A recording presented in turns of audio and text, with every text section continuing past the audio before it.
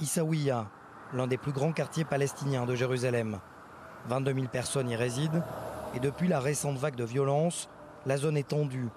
Un terroriste, auteur d'un attentat au couteau, était originaire des lieux. Et les affrontements sont quasi quotidiens entre jeunes Palestiniens et forces de sécurité israéliennes. Depuis quelques jours, ces blocs de béton rythment la vie de ces Palestiniens qui, pour la plupart, travaillent du côté israélien. Je comprends la frustration des deux côtés, mais ce n'est pas bon pour personne cette situation. Où est-ce que l'on va habiter dans cette situation? Pour les Israéliens habitants du quartier de French Hill, adjacent d'Essaouira, sa mesure actuelle de sécurité divise.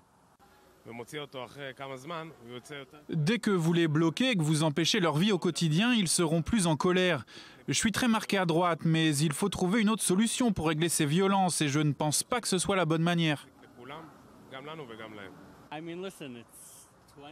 Qu'est-ce que vous voulez que je vous dise? Bien sûr qu'une vingtaine ou même une trentaine de gardes-frontières et des barrages, ça ne peut que me rassurer. Mais pour la grande majorité des habitants d'Essaouira, la vague de terreur n'est pas responsable du durcissement des mesures de sécurité. Pas un mot sur les attentats au couteau, mais bien sur la politique de Benyamin Netanyahou.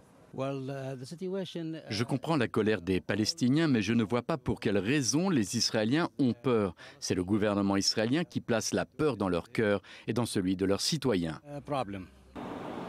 Le Premier ministre israélien qui a décidé de renoncer à la poursuite de la construction des murs de béton installés la veille entre Jabal Moukaber et Armon HaNatziv.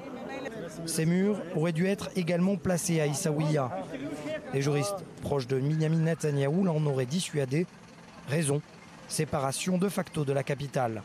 Ici, à l'intérieur d'Essaouira, pas de murs de béton, mais plutôt des barrages filtrants.